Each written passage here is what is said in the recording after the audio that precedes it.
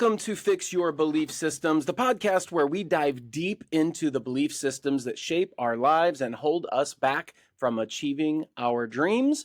I'm your host, Dr. Greg Pursley, also known as Dr. G, and in each episode, we'll explore powerful conversations with successful individuals in business, money, relationships, health, and of course, personal growth. Join us as we unpack the journeys, challenge limiting beliefs, and discover practical insights to help you build your dream life on your terms. It's time to fix your BS and unlock your full potential. Today, I have an amazing guest. We have Amber Wilhauer. She's got some amazing information for us to share about growth, personal growth, and also really some great information about who she is, where she's been in life, and how she became so successful. So, Amber, I appreciate you being here. Yeah, thank you. I really believe in what you're doing. I think now more than ever, it's important that we understand how to find our true voice and how to trust it. So as you know, Dr. G, there's a lot of mistrust happening externally in the world, but I have found it also happens internally. And if we can fix that internal game and really have a better environment in there, our external reality can be really, really magical and powerful. So I'm happy to go in any direction we want to. I'm here in service to the audience. Thank you for having me. Well, you, Amber, I'm telling you what, you are, from my perspective, in the things that I've experienced in life, you were hitting it right on the head, right off the bat. I think in our society, most individuals, especially younger individuals, I found, they look for external items, vices, Validation. external anything to fill the void because they haven't learned about who they are inside. And I think you hit that right on the head within the first 30 seconds of the podcast. So let's get into how you came to that, and I appreciate you saying that you are excited about what we're doing and that sort of thing. I do it from my own personal journey because I want to help others, and I know you're very similar. So let's talk about though how you came to that conclusion, and what steps and what tricks and tips and things would you recommend for others to figure out who they are so they stop looking externally to fill that void? Well, I actually, have this guiding question that's a good place for people to start. And that is, who would you be proud to be? Wow. So if you feel like I don't really know who I am or what I'm interested in, then that's a great question that you can ask to start making better decisions. Like, for example, this morning, I just got back from a 9-day vacation with my little 8-year-old Clay, and we went to California, and I took him rock climbing in a quarry. We went to the beach, we went to the redwoods, we went everywhere. Came back this morning, and I feel like I got hit by a truck this morning. I swear. I just was achy. I was tired, probably from the trip. They call this like a vacation hangover, I guess. And I thought, man, the last thing that I want to do is get up right now. And I'm tired. I have a headache. I don't feel well. I've got a packed day of calls today. But I thought, that's not who I want to be. That's just the reality of what is right now. And so in that moment, I thought, well, who would you be proud to be? Well, I'd be proud to be the person who got out of bed and, drank water, got some sunlight, did some yoga, worked out in the gym, adopted a better mindset to really show up powerfully for my day. Because instead of feeling like I have to do these calls, no, I wanted to shift into I get to do these calls. This is an incredible opportunity that I have to support, to be of service, to show the world what I think is possible and how we can treat each other, and to end the day feeling completely fulfilled on the inside. So, yes, we can go into my story, and I'm happy to talk about when I was a kid.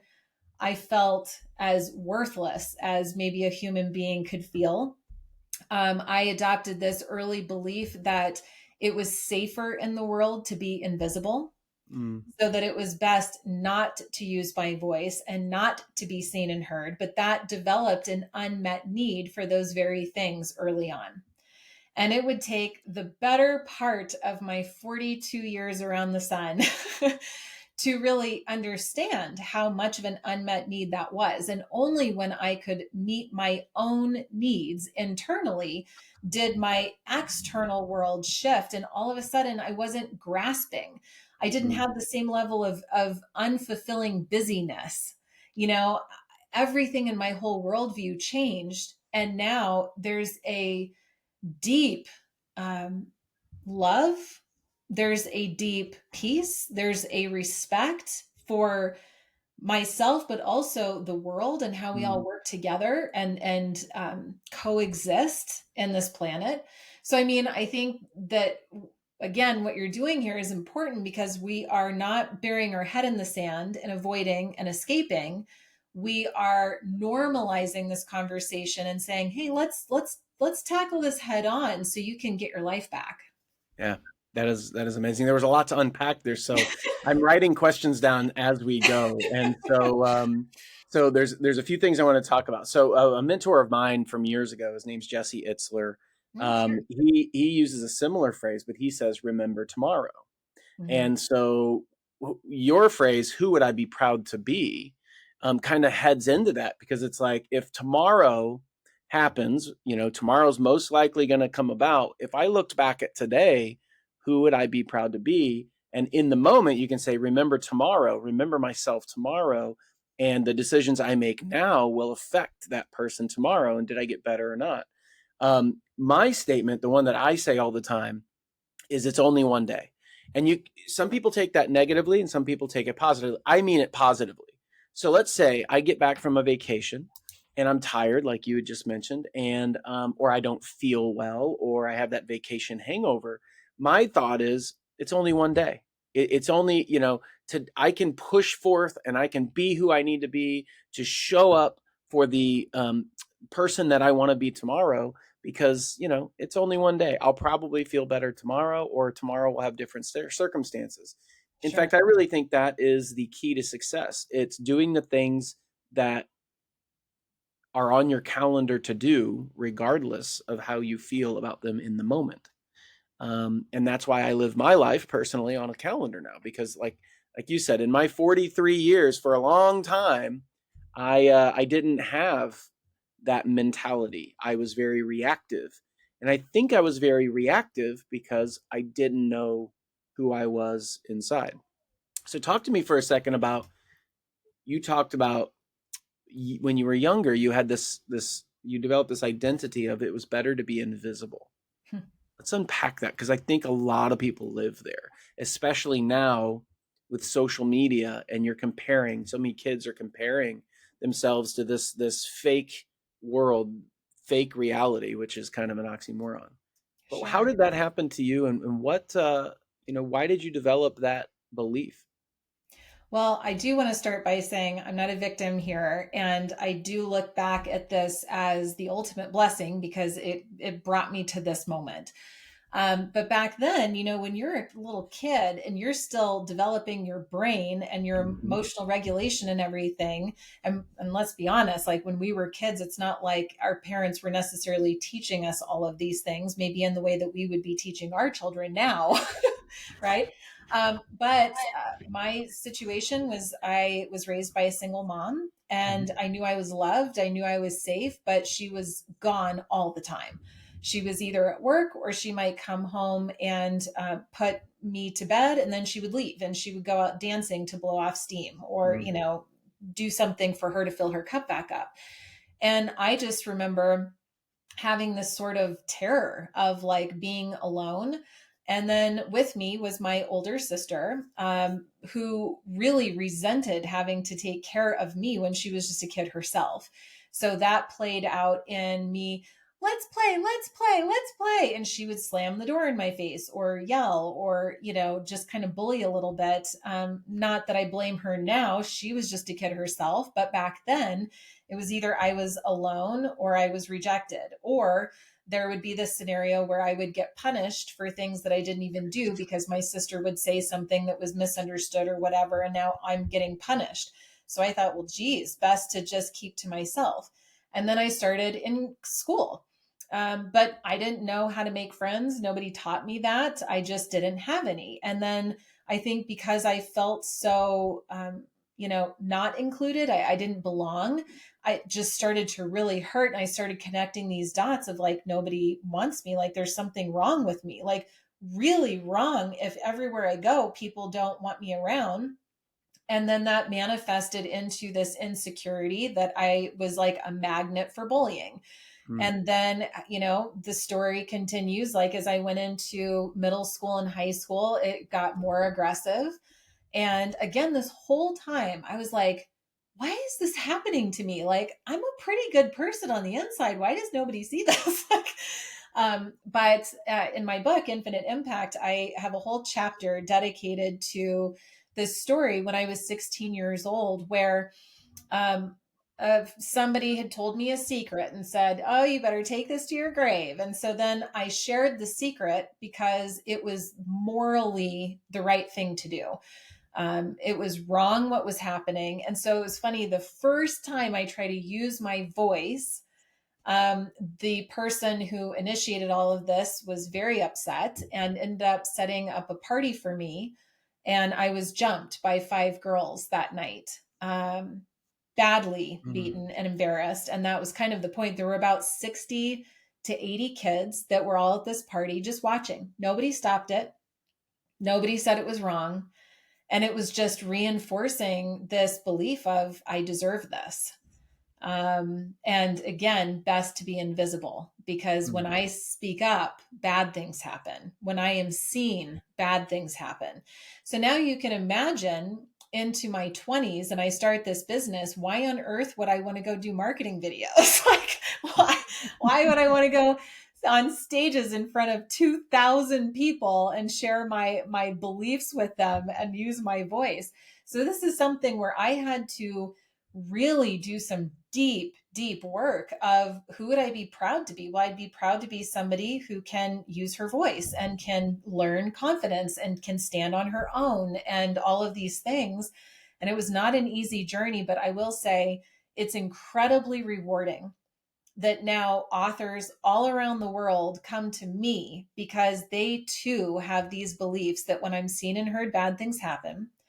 They see a model that's not doing it in a Nikki way, that actually cares about people, that is in service all day to others because they dare to believe that humanity can be better and we can treat each other better. And they're looking to me as that model. But only if I had painstakingly gone through all of that could I have been a leader for all of those individuals. So it's a beautiful story in the end with some really ugly things that happen along the way.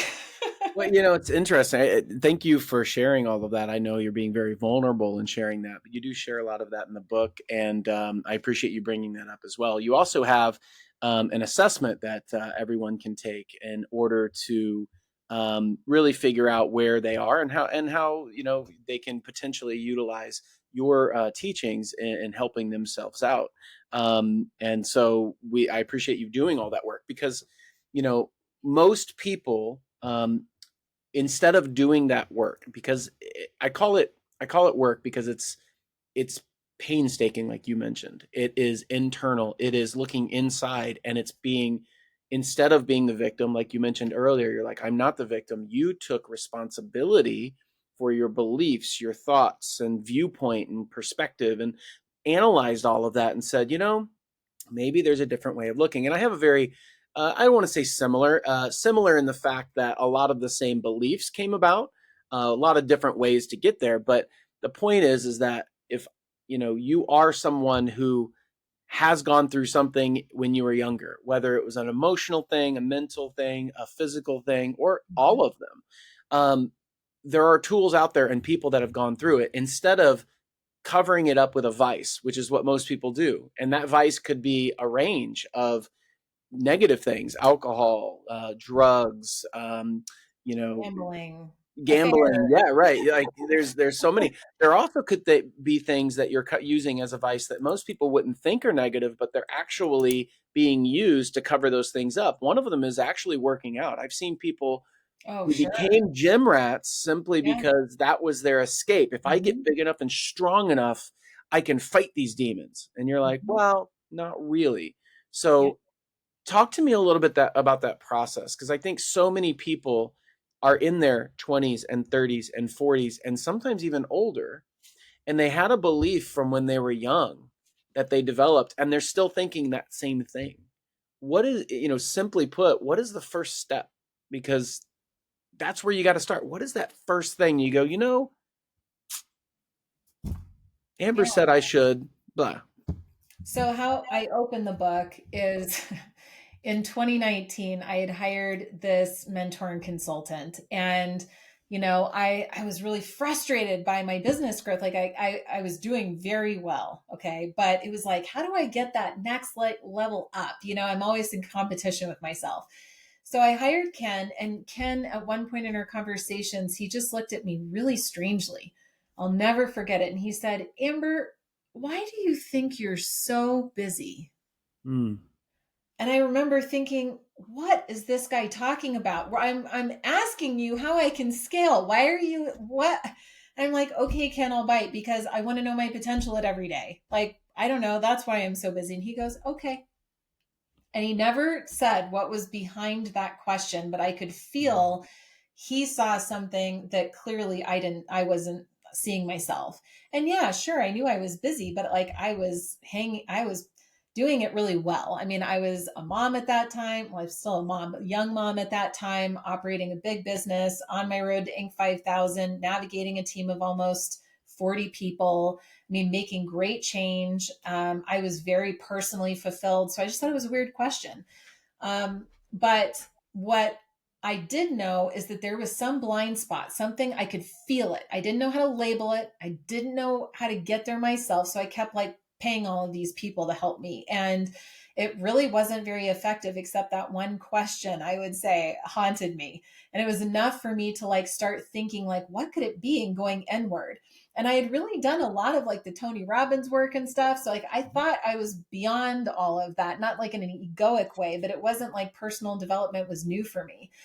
Um, and then I had some pretty epic things happen in my personal life between like 2021 and 2023 that really woke me up to what actually happened in my childhood, not the Mm. way I justified it. Like, oh, but she was busy, or my sister was this, or this other thing, and it was totally okay. Like the way that we do, it was like this first time that I had to look at it objectively for what it really was.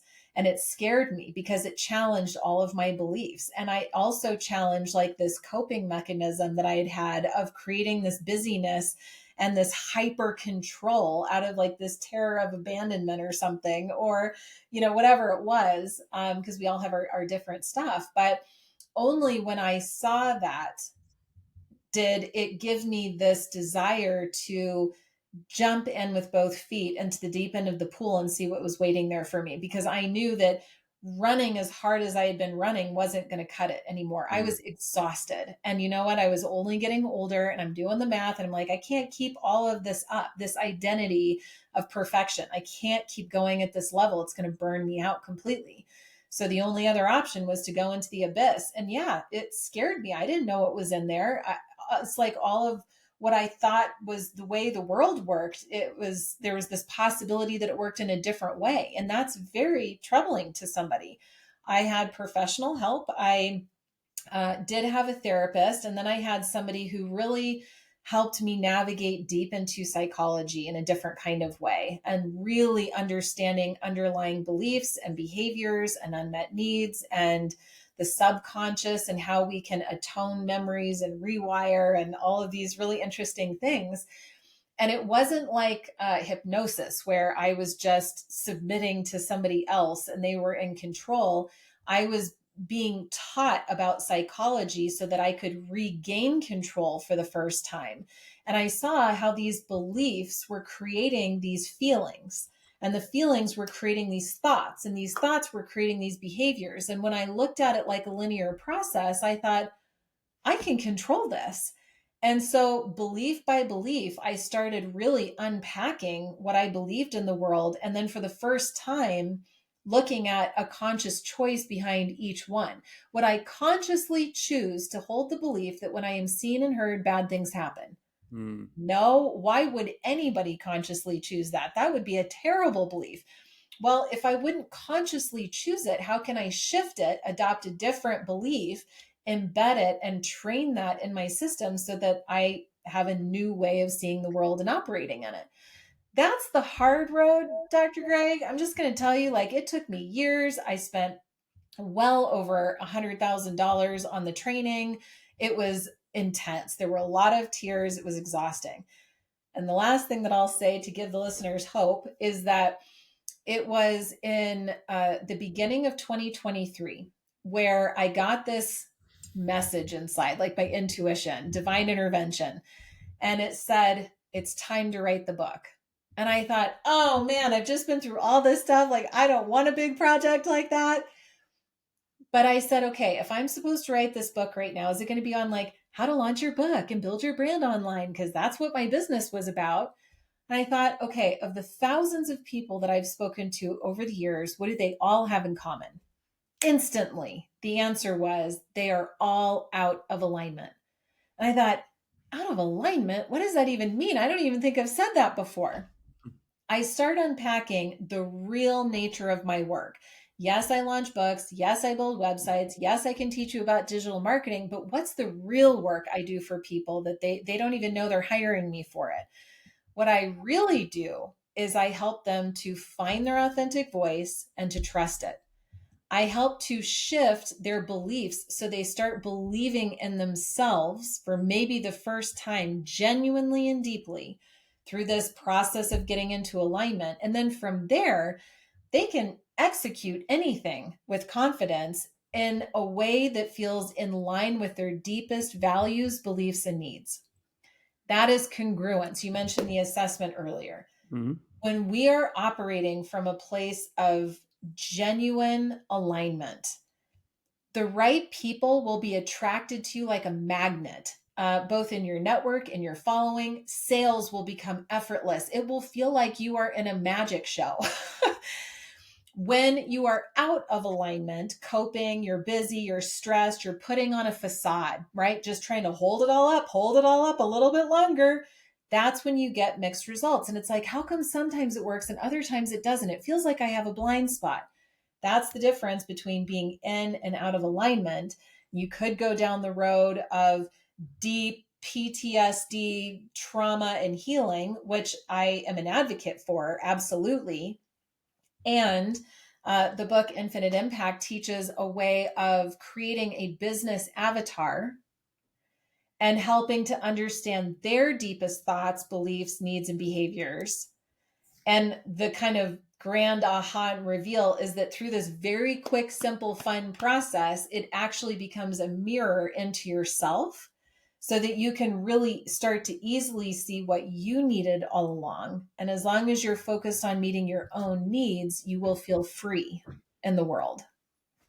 You know, that's fantastic. Like, that was, once again, a lot to unpack. I was writing notes as we were going, but you're hitting on some really great points. And same as you, I've looked at and worked with mentors, coaches, business coaches, personal, emotional. I think it's very important for everyone listening is to understand that is the, what I would call the secret or the shortcut to figuring yourself out and figuring out what you really want in life and being that authentic self, is having people that you trust that are already where you want to be or have already proven to help others in your scenario, to where you can make that shortcut. They'll see the holes where you won't be able to see, or the things that you're actually putting walls up. You put blinders up to where you don't even know you can't see it. And questions are really the way to do that. And if somebody else is asking you the questions, it's interesting. I had a very similar moment where years ago, I started my career as a chiropractor. I had a chiropractic company. Mm-hmm. And I was actually using a coach, and they said, what's your overall goal in business? And I said, well, I want to get my business to $1 million a year. And they said, well, are there other businesses like yours that have $1 million per year? I said, yeah. And they said, so it's possible. I said, yeah, it's possible. And they said, is it possible for you? And I paused, like, well, I think so. And he said, well, why did you pause? And that one question, like you, it opened up the sea of like, well, why did I pause? What is that? Why wouldn't I have said, yes, it's possible for me? Because if it was possible for me, you would already had a plan to get there. So mentally, I was stopping myself because I didn't believe I was actually worth having a business or that I was capable of it. And that belief, once I started to shift it, guess what? Things opened up. Now we have multiple businesses doing over 7 figures a year. So it's crazy how that happens. And I recommend everyone do what Amber just said, which is find a coach or find a mentor or find someone that you can trust that has been there, who's done that, and that has a process that you can go through in order to find that out. One of the things I talk about a lot, which you hit on there too, is being authentic. And this is just my perspective. And I wanted to see what you thought about my perspective Yeah. because, of how in depth you are with all of this. Um, Everything vibrates. In fact, an emotion, if you take people's emotions, when they're in a certain emotion, it vibrates at a different frequency. You can actually measure that, which is why people, when they're upset, you walk into a room, you can cut the tension with a knife because you sense that. You feel Yeah. there's this vibrational thing. And I don't know if you know this, but the highest vibration that has been measured of an individual is when they are being authentic. It's authenticity. Have you heard that? Actually in the book. Yeah. It's in the book. Right, great. Look at you. I You're on bet it. you're shocked. Yeah. No. What's cool about this is the principles remain the same, but the packaging is different. You are speaking about the same principles as I'm speaking, Yeah. as Tony Robbins has spoke about, Oh, sure. as Jim Rohn, as all the greats, which is so cool. But your story is Hmm. packaged different, which allows other people to find it. Like one person can't help everybody, if you will. But authenticity being the highest, and what I look at that as I've gotten older, I've become more spiritual and more really biblical in the fact that as I figure things out, I generally go back and go, okay, that's a lesson taught right here. And that's been very, very interesting to me.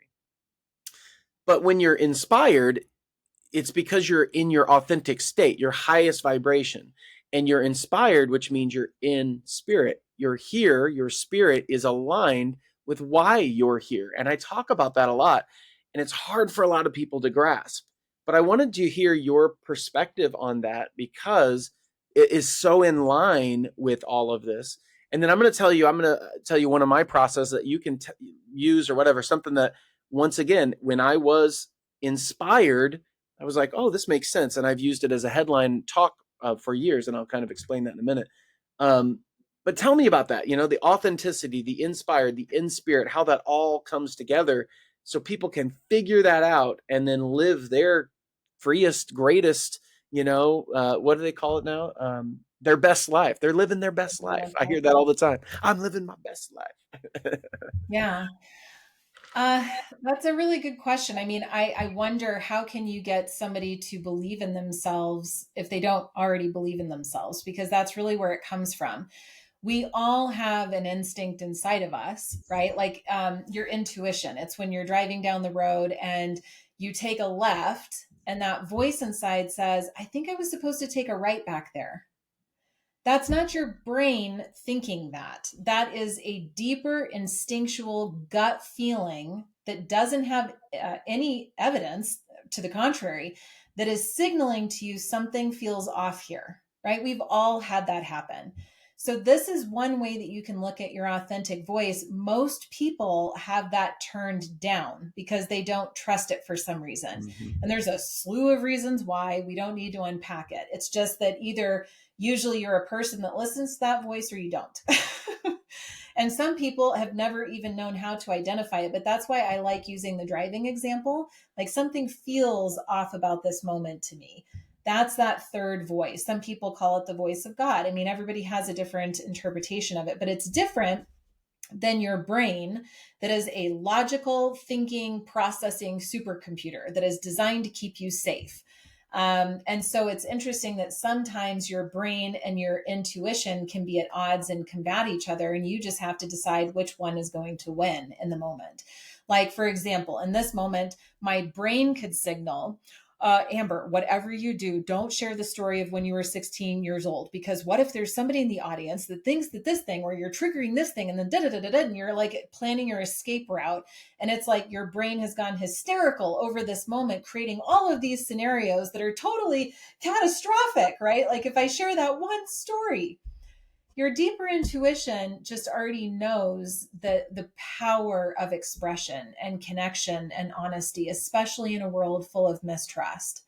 So your deeper gut instinct knows that you're safe either way because it's truth. It's just what is. You don't have to back it up. It is just what happened. It's just a story.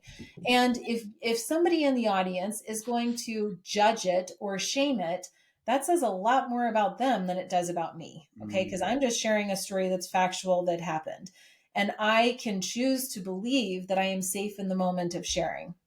Right? Or I could choose to believe that I am unsafe in the moment of sharing.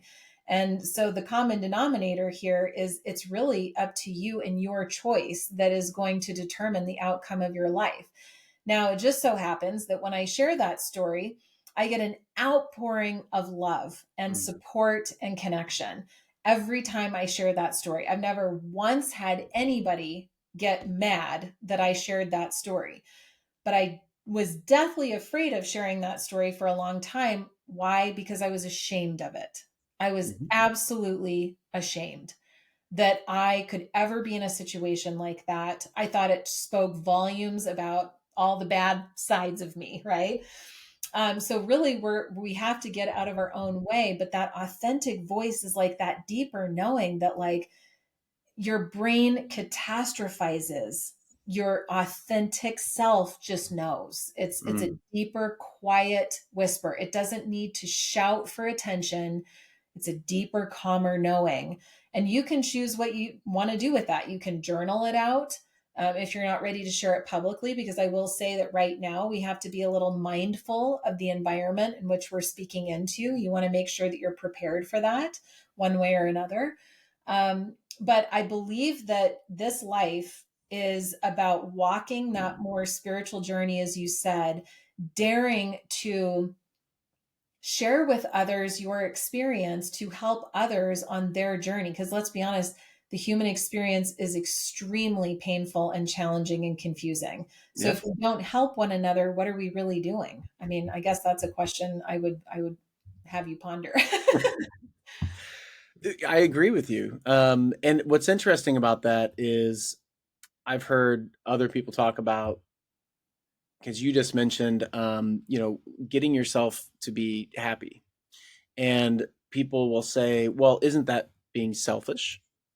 And I always respond back, because that's a logical response. Isn't that being selfish that you should make yourself happy? And then what I heard this one person say, which I really loved, it was like, as opposed to the contrary, which is doing all the things that you want me to do, which makes you the person that's selfish because you're telling me to do the things that I should do based upon your belief of what I should do. And what I really got out of that is people will have their reactions and people will have their beliefs and their thoughts.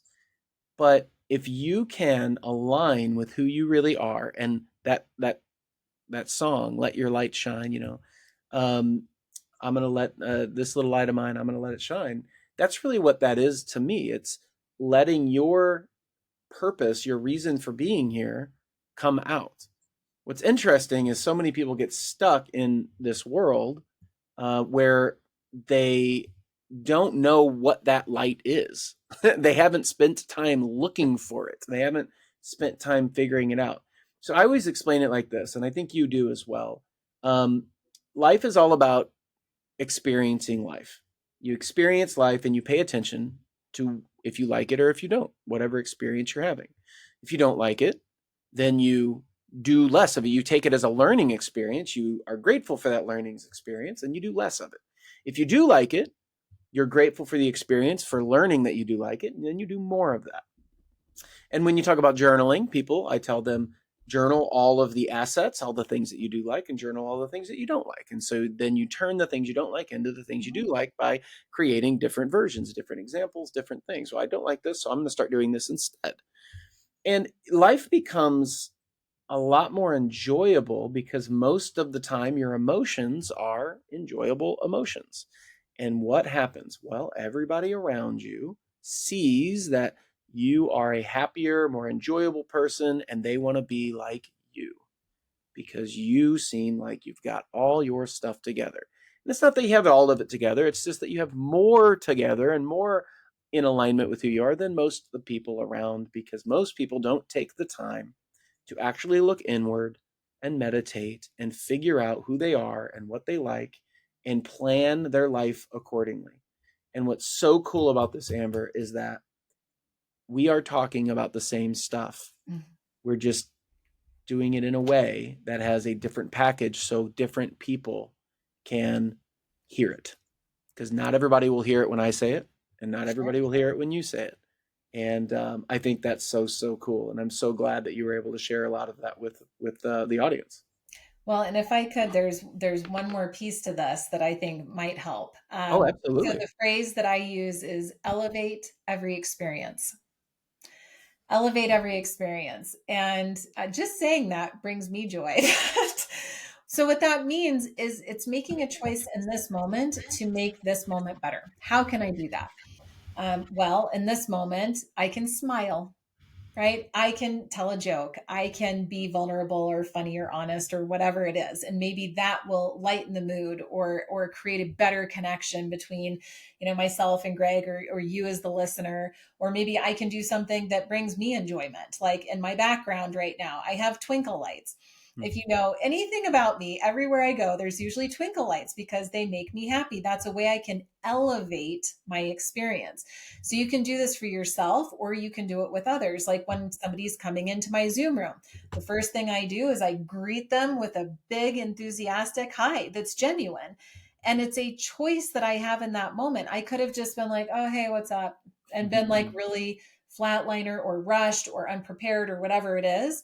Or I could be really present and I could lean in and I could let that person know, not by what I'm saying, but how I'm behaving, that Mm-hmm. they matter, that I am aware of them, I am empathetic to them, that they are a human going through their experiences. And I'm just going to choose in this moment to elevate this experience that we're having. And there's lots of ways that you can do it. A smile is an easy one.